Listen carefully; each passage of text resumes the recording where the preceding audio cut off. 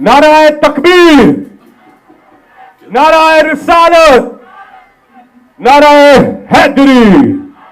पाकिस्तान का मतलब क्या? तेरा मेरा रिश्ता क्या?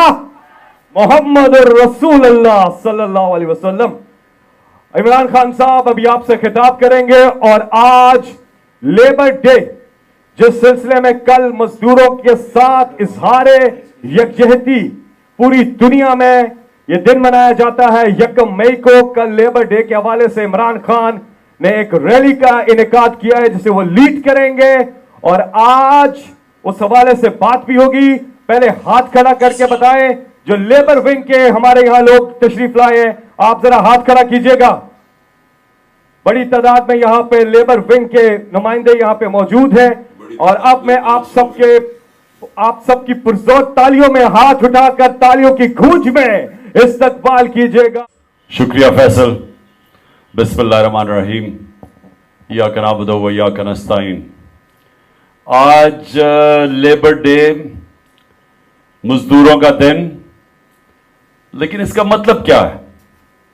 यानी हम जब कहते हैं कि मजदूरों का दिन है तो इसका मतलब क्या है? इसका मतलब मेरे पाकिस्तानियों, इसका मतलब ये है कि ये मजदूर जो हैं ये सबसे मेहनत कश लोग होते हैं। यानी वो मेहनत करते हैं ये, और सारा दिन इनकी मेहनत सिर्फ अपने बीवी बच्चे पालने के लिए होता है। ये वो लोग हैं जिनके ऊपर मुल्क चलते हैं क्योंकि इनकी मजदूरी के ऊपर, और ये मुश्किल काम करते हैं। हम तो जो ऑफिस के अंदर बैठ के काम करते हैं, एयर कंडीशन है, ये गर्मी के अंदर चाहे वो सड़कों पे काम कर रहे हैं, ये फैक्ट्रियों में काम कर रहे हैं, तो ये इसलिए हम दिन बनाते हैं कि हम सारी कौम ये बताए इनको कि हमें एहसास है, हमने अपने मेहनत कश लोगों का एहसास है। हम इसलिए जिस तरह हम मदर्स डे बनाते हैं, ये हालांकि बाहर ज़्यादा होता है क्योंकि वो तो माँ का इतना रुतबा नहीं है, लेकिन मुसलमानों के लिए तो माँ का बहुत रुतबा है। तो हम इसलिए बनाते हैं कि माँ कितनी कुर्बानियाँ देती है अपने बच्चों के लिए। यानी वो पढ़ाती है बच्चों को, वो उनकी बीमार होते हैं तो तब उनकी ख्याल करती है, उनको सुबह तैयार करती है, स्कूल में भेजती है, यानी क्या नहीं करती माँ। तो इसलिए हम एक ऐसा दिन चाहते हैं कि हम सारे अपनी माँ को अप्रिशिएट करें कि माँओं ने कितनी कुर्बानियाँ देती है हमारी तरह। उसी तरह आज लेबर डे है, हम अपने मजदूरों को आज अप्रिशिएट करना चाहते हैं कि ये वो लोग हैं जो मेहनत करते हैं और जो इन बुरे हालात के अंदर जब जिस तरह आजकल मुल्क के अंदर जो इंडस्ट्री बंद होती जा रही है, जो हमारी ग्रोथ रेट जिसको कहते हैं कि जिस तरह हमारी दौलत में इजाफा हो रहा था, 6% एक साल पहले था, आज वो 0.4% पे आ गया है। तो जब आपकी ग्रोथ रेट कम होती है, जब दौलत में इजाफा कम होता है, जब फैक्ट्रियां बंद होती हैं, तो बेरोजगारी बढ़ जाती है। तो सबसे बड़ा उसका जो नुकसान वो बेचारे मजदूरों के ऊपर बोझ पड़ता है, बेरोजगार हो जाते हैं। मैंने अपने दौर पे पनाहगाह बनाई। अब पनाहगाह क्या थी? हमें पता था कि मजदूर बाहर से आते हैं लोग मजदूरी करने के लिए, अब वो पैसे बचाते हैं अपने मेहनत के, दिहाड़ी के, ताकि वो अपने घर बीवी बच्चों को पैसे भेज सकें। लेकिन अब अगर उनका खाना पे भी पैसा खर्च हो रहा है, किराए पे भी पैसा खर्च हो रहा है, किसी जगह ठहरने पे, तो उनके लिए पैसे कम बचते थे अपनी बीवी बच्चों को भेजने के लिए। तो हमने पनाहगाह बनाई, और पनाहगाह वो थी जिधर वो जाके सो भी सकते थे, बिस्तरा था, खाना मिलता था, नहा धो सकते थे वहां। तो हमने इसकी पनाहगाह बनाई। मुझे अफसोस से कहना पड़ता है कि ये जो मौजूदा इंपोर्टेड चोरों की हुकूमत है, इन्होंने बंद कर दिया वो पनाहगाह, जिसकी वजह से मजदूर इतना, यानी जो भी पैसा वो मजदूरी का था वो सारा अपने घर भेज सकते थे, क्योंकि खाना भी मुफ्त मिलता था, रहना भी मुफ्त था, नहाना भी था। तो इसलिए मैं सिर्फ बताना चाहता हूं कि ये वो लोग हैं जो ऊपर बैठे हुए हैं जिन्होंने हेल्थ कार्ड बंद कर दिया है। آپ یہ سوچیں کہ مزدوروں کے لیے کتنی بڑی چیز ہے ہم نے جو صحت کارڈ دیا تھا کہ ہر خاندان کے پاس 10 لاکھ روپیہ ہیلتھ انشورنس تھی، ہر خاندان کے پاس، کہ وہ کسی بھی ہسپتال میں اپنا علاج کروا سکتے تھے۔ مطلب یہ کہ اگر ایک سرکاری ہسپتال میں وہ علاج نہیں ہوتا تھا تو وہ جا کے پرائیویٹ ہاسپٹل میں کروا سکتے تھے۔ یا ڈاکٹرز ہاسپٹل لاہور میں مجھے ان کے جو سربراہ ہیں ڈاکٹر اصغر، انہوں نے مجھے پہلے 2 سال کی بات ہے، انہوں نے کہا کہ میں مبارک دینا چاہتا ہوں کہ پہلا ہارٹ سرجری صحت کارڈ کے اوپر ڈاکٹرز ہاسپٹل میں ہوئی، عام مزدور نے جا کے اپنی سرجری کروائی، جو کہ پہلے کوئی تصور نہیں کر سکتا تھا۔ کوئی مزدور تصور نہیں کر سکتا تھا کہ پرائیویٹ ہاسپٹل میں جا کے اپنے دل کی سرجری کروائے۔ تو ہماری ہیلتھ انشورنس کی وجہ سے اس نے جا کے مفت اپنی سرجری کروائی ایک پرائیویٹ ہاسپٹل میں۔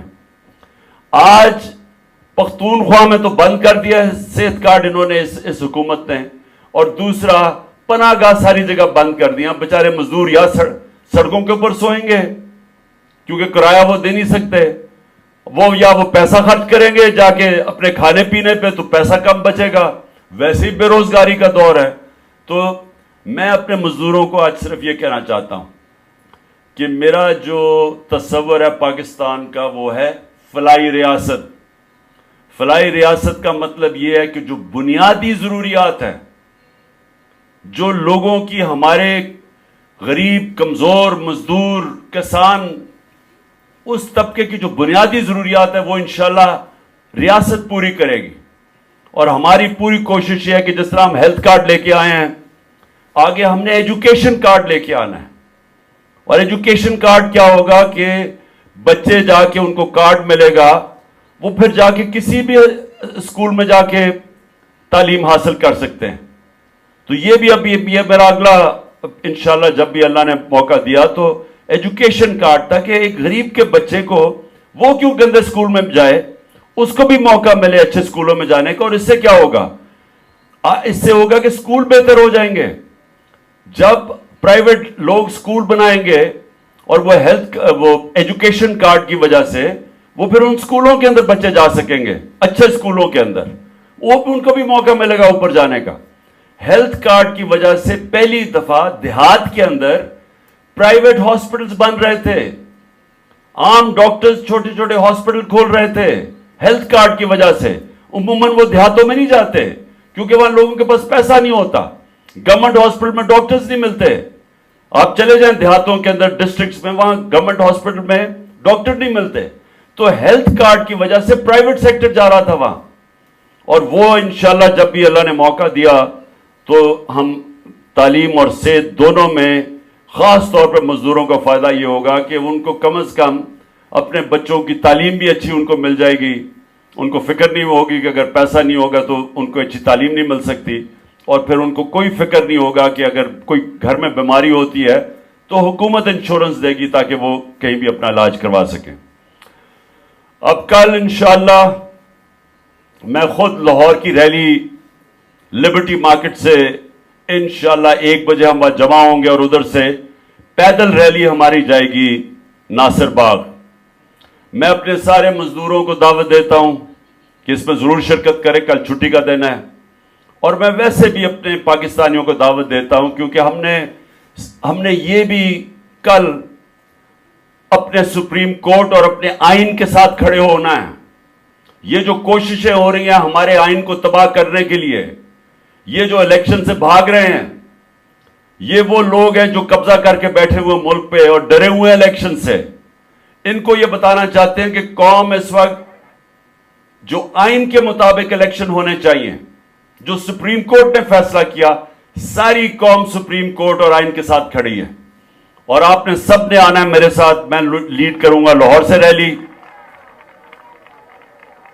انشاءاللہ ہم لبرٹی سے اپنی ریلی شروع کریں گے، اور دوسری طرف پنڈی سے ہماری ریلی شروع ہوگی، وہ شاہ محمود لیڈ کریں گے، اور اسد عمر، اور وہ جائیں گے اسلام آباد تک، وہ بھی پیدل ریلی ہوگی۔